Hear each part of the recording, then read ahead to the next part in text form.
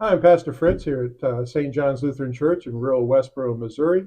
We put a number of these videos together around our worship service and the order of worship.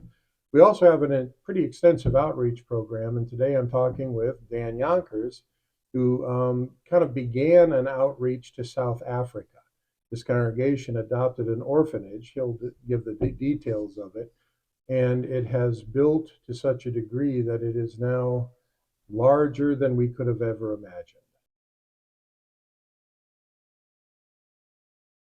What does it mean to be called? To me, it's almost like walking through a miracle. I just the probability of it ever happening is could like never happen. So where'd you start? I mean, what was the start of all It, this? it all started back in 2006 when my wife and we lived up in Minnesota, and our church selected Connie and I to represent at the Synod Assembly. My wife and I sit down at one of the tables, and after a short time, this black guy comes in and sits down next to me and introduces himself as Reverend Becky Mate from South Africa. And he starts asking me about myself, and I told him I was a farmer, and he asked me if I'd ever traveled internationally. So you sit with him, explain that to him, and then he tells you of South Africa. Well, then after talking a bit, he looks in my eyes and asked me to come to South Africa and teach his people how to feed themselves. And and I was kind of stunned because I'd never thought about going to South Africa. And I'm like, well, okay, I'll think about it. And so I felt called by God for some reason to go to South Africa, visited the people, visited the churches. And there's this little town called Roodstrip, South Africa, that I don't know, I just fell in love with. Just loved the people. It just felt like home. Tried some different projects down there. And What did you try? we tried a chicken project down there. It wasn't super successful, largely because they just couldn't manage business. What's Oh, a chicken project? how hatching Oh, getting eggs? indigenous chickens, Okay. laying eggs and hatching the eggs. Oh, Anyways, shortly after that, I got a job opportunity to come down to Northwest Missouri, and a friend of mine said, this is the first time you're ever leaving your home county of Jackson County, Minnesota, and it's really important that you find a church home when you move down yes. there. And so since we were ELCA, I looked on the internet and there was only two churches in this area that were ELCA. I called St. John's, and Pastor Pearson answered the phone right away. Mm-hmm. And I told him, I got a job opportunity down in Atchison County, and So just out of the blue, he answers the phone. and I told him that I love singing in the choir. I'm I've gone to South Africa and I'm really interested in that kind of stuff. And I said, I'm moving down there, but I have no idea where I can, find a place to rent. He visited with me for a while, and then I heard later that he announced it in church that there's someone who's coming down here. And there was a place opened up just 2 miles down the road that someone had just moved out of a rental property, and yeah, so it was just like a God thing. Well, he calls you back and says, Yeah, he called me back and says, "We got the house for you."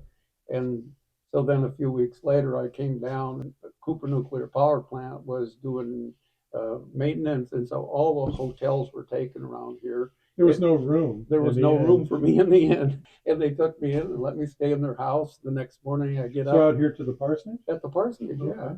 And when I arrived down here, um, they they put me in the van, and I got to ride with Maida Hall and some of the other sweet members of the congregation, and they drove me around and treated me like I was family. The next morning, I get up and I get to go to church and sing in the choir, and it's like, man, this just feels like home. Mm-hmm. And so my wife moved down here a year later. How'd she feel about it? She just loved it down here because the everybody down here is so loving and so caring. Maida Hall was as a neighbor, lived right next to us. Bill and Maxine, Phil and Maida, they don't get any better than most people, and they just took care of us and take us in, and it's just amazing, amazing church. So that's how you got congregation. to Westboro here, and Yeah, then did you do more with ELCA in the no, intervening time? I tried to do some stuff with the ELCA. My daughter and my granddaughter went down with me to South Africa, and my daughter wanted to send $50 a month down to the Akayaletu Care Center to buy food for the orphans That's in there. South Africa. Yeah, in South Africa. And so we sent it through the ELCA church, which ended up getting down to Rourke's Drift to the Akailetu Care Center, and there was only like 35 cents out of every dollar that made it down there because the I don't know, just money got taken out at different levels as it flows down the chain to where it's going, and I said, no, that ain't happening. We're just sending it directly. And so we started sending the money directly, and I got kicked out of Yeah, how was that received? It wasn't well received. I got kicked out of the South African committee of the Wan River Conference. So, and I was pretty upset about that. I'm like, okay, God, if that's the way you want to play it, I'm not interested in doing it anymore. Well, then in the meantime, the people in St. John's had seen me go to South Africa a time or two, and they expressed some interest in it. One year, I got a gift from a friend of mine. Sent me a gift of money, and he said, "This is for you. I'm supposed to send it to you. I don't know what you're going to do with it." And I was thinking about going to South It's a good Africa. friend. Do you have his name? so Steve gave me this money, and had been thinking about going to South Africa, but I was like, man, that's going to be tight financially. And so then I'm like, okay, so apparently I'm supposed to go to South Africa. So then that Sunday, that was like on a Friday, I think. And then I came to church on Sunday, sat here in the choir, and pastor asked if there's any announcements, and I got up and I said, I just bought a ticket to South Africa, and I really don't want to go alone. And I pray that God would find somebody in this congregation or more than one people who would be willing to go with me. And a hush fell over the congregation. And I'm like, that was uncomfortable. And I sat down in the choir, and no more was said. Nobody said anything when we left church. And I'm like, I embarrassed myself beyond belief.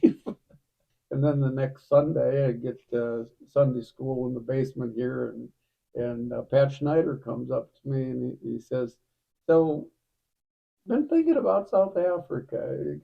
And then it wasn't but a couple years later that I was looking at going again, and then Casey Cruikshank, a young kid, graduated uh, from Sydney High School and was at university. Say, I remember you mentioned one time about that I should go to South Africa. I don't remember ever mentioning that to him. I have no recollection of that whatsoever. And he says, I, I think I'd like to consider going. He goes over there, and he helps us come to the realization that you can try to work with the adult people over there, but to be impactful, you've got to impact education at the younger kids. So when you first got to South Africa and this congregation was supportive and said, yeah, this is a good thing, you got Pat that was involved, now Casey's involved. Originally, we spoke of spiritual leadership, getting a pastor. Then that changed with the realization, well, stuff happened. But in all fairness, it's really difficult to serve impoverished people because pastors have to have salaries, they have expenses and stuff. Right, And right. when you're serving impoverished people who make almost no money, they can't afford to put enough in the offering plate. And so the pastors tend to go to the bigger congregations Right, right, in right. the bigger cities like Newcastle. There are people that can donate enough money to keep it going. And Rourke's Drift is such poverty that And the call here, at least as it was expressed, it was not to, it's hard to preach to people about the living word when people are hungry. yeah, And so we kind of shifted away from the spiritual side and started with nutrition. yeah, yeah. And what was the nutrition element? if you're going to impact young people to Mhm. become viable citizens and to become well educated, they have to have nutrition, proper nutrition. We do different things over there, like we've planted about 600 fruit trees in the different communities around there. We've got gardening projects. Well, who takes care of all that? The people, the people that get the fruit trees and the schools. So the There's some in purpose the was not for schools. us to manage it, it was to hand it to Right, them right. and have them take care of. Yeah, and right now Okay. we're working with 25 schools that have 7,500 learners, and just in the last month, we bought 2,500 of these 6-hole potting trays. This is just an example of how we work. There's these 6-hole potting trays Mhm. that you put seedlings into.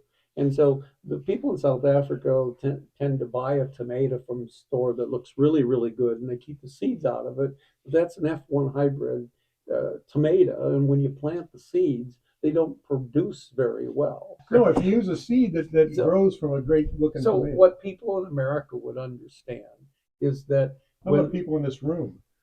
well, what Steve would understand is that when you plant, if the corn that he raises in his field, if he Right. harvests that corn and plants the seed, he'll get a very, very low yield out of that seed because it's an F1 cross, which has great potential, but when it's crossed again, it has less than 50% of its potential. So getting back to the gardening project, Thank you. what we do is buy the very best hybrid seed. Mhm. But because it's the highest quality, and we use these 6-hole potting trays, the kids can actually use the potting soil that we buy and plant seeds in the potting trays, and those are viable, high productive cabbages, tomatoes, pumpkins, whatever they Right. want to plant. And that's within the school. Yeah, So then they learn about growing and yeah, it's part of F1. a science project actually, and so they can learn about germination and planting depth and the Yeah. importance of watering. And so Ah. the goal is for the school to plant some of those in the school garden, which helps provide nutrition for the school, but also for the children to be able to take them home and plant them in their home, by their home house. And then know how to do it. So how did you make the soybean and the corn work together to feed all the orphans? The way we do it is to take and buy soybeans from a farmer and grind them to a fine texture. And then you boil the soybeans along with the corn. They boil corn to make mealie meal, ground white cornmeal. Yes. They take water in a big kettle and they boil it, and they put the finely ground corn in there, Mhm. and they boil it, and it turns into like corn mush. Yeah, yeah. And you do the same thing with the ground soybeans, and it makes a very nutritious diet that's much better for development of brain and And so then we body. began feeding those young ones.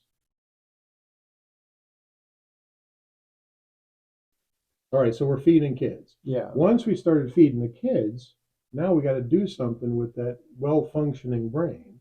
So what was the process of teaching the kids? So Casey made it very clear that it was very important that we begin at younger ages, because by the time they get into high school, Right. they're so far behind they can't get caught So we up. focused on the younger Yeah. kids, and what did we do to teach them? So the apex problem is that when kids reach 12th grade, 80% of them cannot score 50% on math and science tests that they take at the end. 80% can't score 50% in math. So Casey helped me realize that it was down in the very youngest ages. And when I was in grade school, I was in a Back small, where you slate or a shovel? no, it was a little bit after that. Okay. And there was only like 25 in our class, but we had amazing amazing teacher, Fern Nelson, and she had trained us in the addition, subtraction, multiplication, How did she division. train you? She had us practice and practice and practice, and by the time So memorization. memorization of Gotcha. the Okay. basics of math, and by the time we were in second grade, we had to know that 12 times 12 was 144, and she actually made it into a contest, and she had us kids individually stand up in front of the class and had like two different wheels, and she'd spin them, and In multiplication, if it was 11 times 3, you had to know it was 33, and if it was 6 times 4, you had to know it was 24. And you went around and competed, and I won every single contest we had. Anyways, it was so impactful. You were excited about it. Yeah. You got fired up about it, and so you translated that into a competition. Yeah, so I took and actually started the math contest over there, where there's 40 questions on a page, 2 pages. So there's 80 questions, and it's all about speed and accuracy, just like Fern Nelson's competition. It's called Fern Nelson Mental Math Competition. Today it's still called that over there. And when we first did it, put it together, the kids scored so poorly that it was just embarrassing. But we had the competition, and we started giving prizes and awards and big prizes and bigger awards, and kids got fired up about it. And so that started in 2 schools. That started in 2 schools, yeah, at Oscarsburg and Amoy. And so these 2 schools are part of a 25-school circuit that Mem Koza, who's the head of that circuit, um, she oversees those schools, and the government sends out quarterly tests to those schools to monitor how the kids are performing. Mm-hmm. Well, these 2 schools that we're running this training competition in are performing so well, and their scores are rising so far above everybody else, that she comes down to figure out, so how are they cheating? And like, no, they're not cheating. These kids are just that good. Well, how do they get that good? It was a Fern Nelson mental math competition. So Mem Koza looks at it and says, I'm going to call all the principals together from all 25 schools, and then you guys can explain to them about the Fern Nelson mental math competition. So all these 25 principals come into a meeting, and Nosy, our lead over there, calls me up and says, how should I explain this to them? I said, well, give them the test. Take 7th grade math competition, a test, and give it to them. Give them 5 minutes. And so she did that, and the principals weren't very good at math, and some of them were actually taking their phones out and starting to use the calculator. Said, no, I can't use the calculator. This is all by hand. Anyways, she told them that they were prizes for the top ones, and all the scores would be announced. And so everybody was just embarrassed. Anyway, long story short, everybody signs up for the whole thing. So all 25 schools now. All 25 schools, 7,500 learners.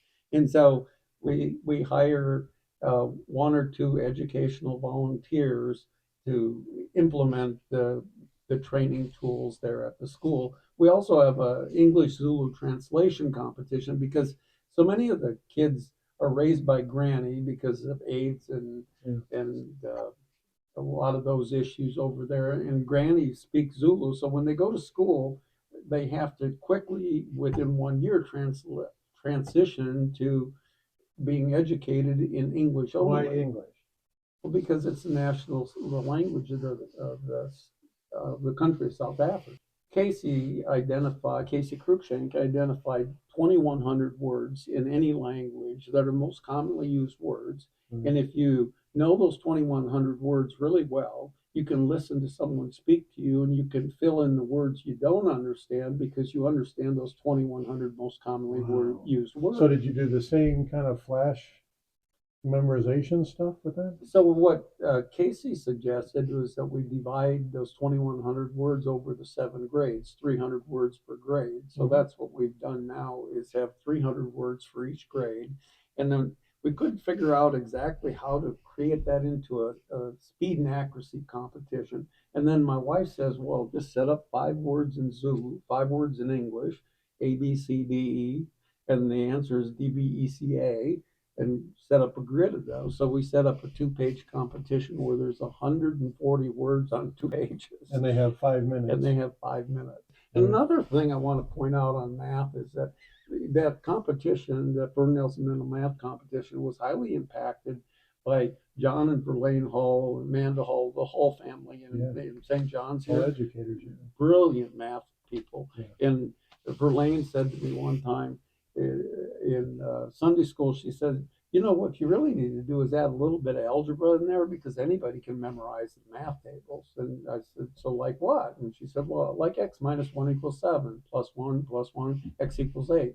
And so we added all that to Isn't that overwhelming for the kids? the teachers in South Africa said there's no way the kids are ever going to conquer that. They can't possibly do 40 questions in So 5 what are minutes, they doing now? let alone 8 of them. Don't you realize 80 questions divided in 5 minutes? That's 3.75 seconds per question, and you got to write the answer. There's no way they can do it. And Well, the kids showed the teachers that they could do so much better than anyone expected. Yeah. Young people their minds are like sponges. They can just absorb stuff. so basically, we did nutrition to get their brains developed. Now we're helping them fill those brains with an organized way of thinking. And what's the end?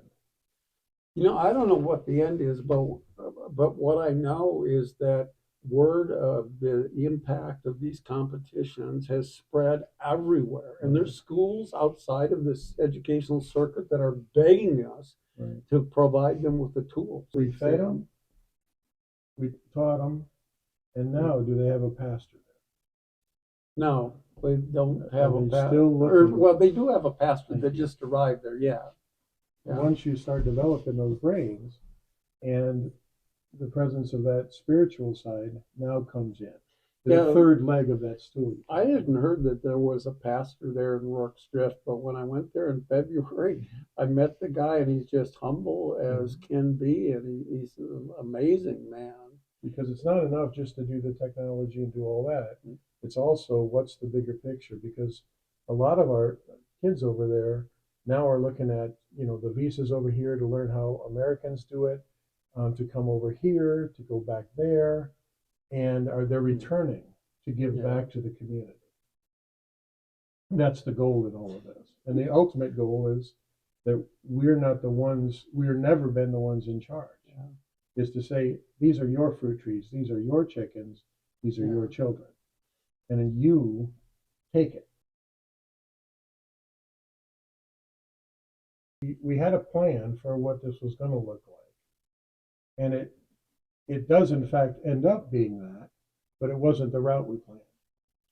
Right. I mean, one of us had plans, pretty intense plans. Yeah.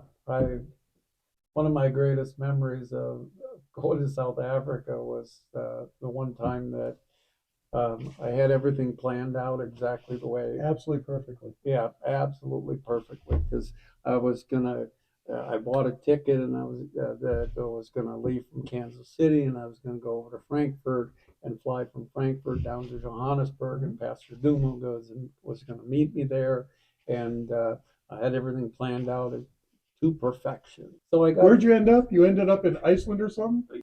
Something wrong with the plane, and so the flight was canceled. That's going to mess up your plans. I have to get to Frankfurt by this time. Send you over to another airline. So from there, I was going to land in Frankfurt just in time to catch the plane. I got on the plane, and we're on the tarmac, and it doesn't leave, and it doesn't leave, and it doesn't leave. And there's a storm over Frankfurt, so we can't get a landing time off of Was we this land. upsetting to you? It doesn't look like I was upset. And the plane already left for South Africa because Pastor Duma wasn't going to be able to pick me up. I had to drive in South Africa where people drive on the wrong side of the road. Mm-hmm. And I wasn't prepared for that. And I was absolutely upset. They put me in a motel for the night, and I think I texted you some choice words about that will not be shared with the public. But all caps. What was the response? What did I write? Yeah, you said something like, "Whose plan is it?" And I didn't hear anything from him for a long time.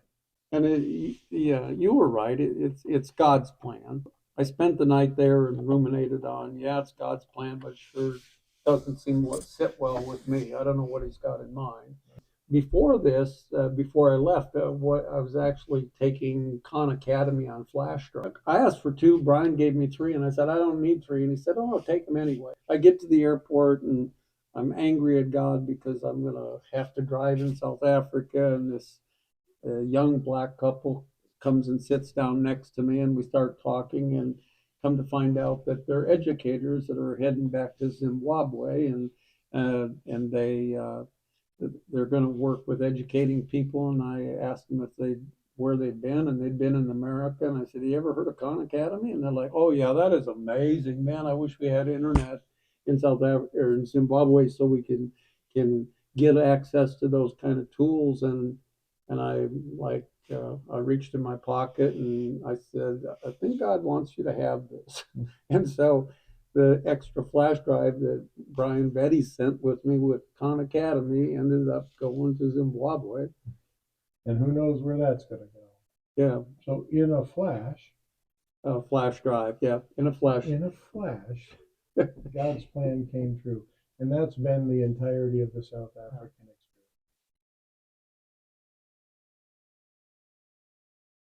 And so when you stood up before the congregation, not only did you receive support of individuals coming, but that support kind of moved outward into our district, the North American Lutheran Church.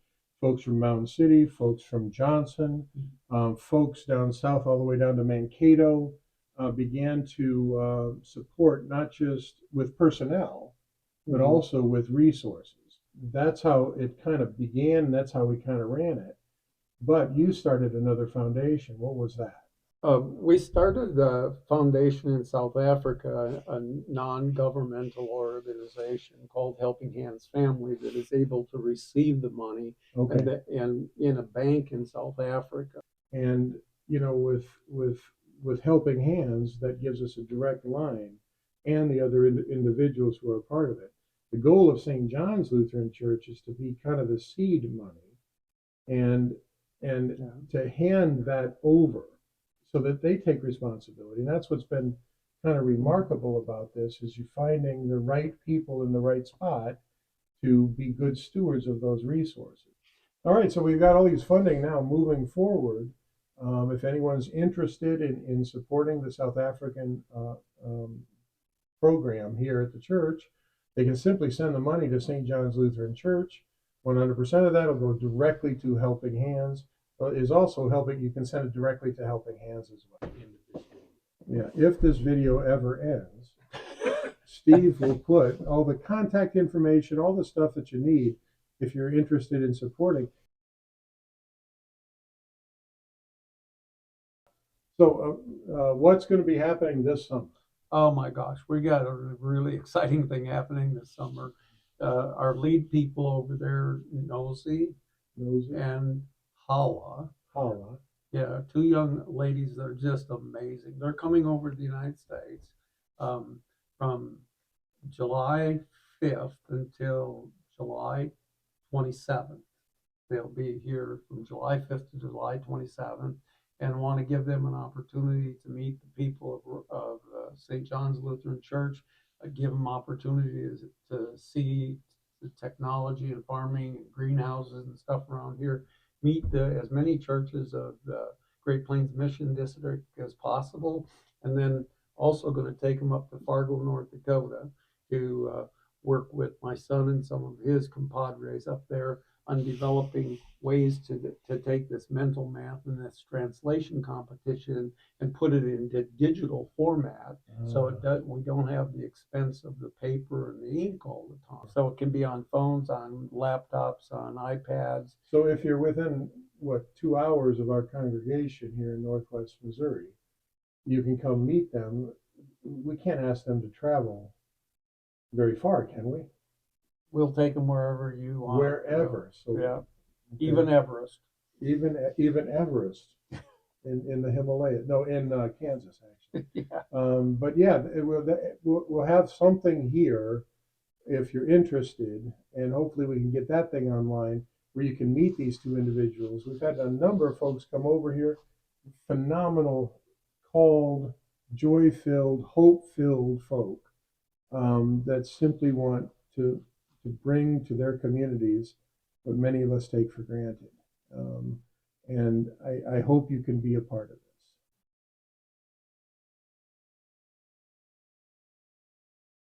this. All right, we're good. So, hi, I'm Pastor Fritz. Yeah. I always forget that part. Okay. basically we're just going to be talking. So there's zero stress. The camera's not even there. Right? Gotcha. And he might zoom in or black us out and do, put some pictures in and all that. Yeah. It's what? I'm gonna drink my tea. That better be in there. It actually started as water, but when Steve touches it, it turns to tea. Yeah, not to not wine. wine. No. Brown liquid. Brown liquid. It's not good quality seed that won't produce like the first seed produced. Is that accurate? So it's just like the Is corn. that accurate or isn't it? It's very accurate.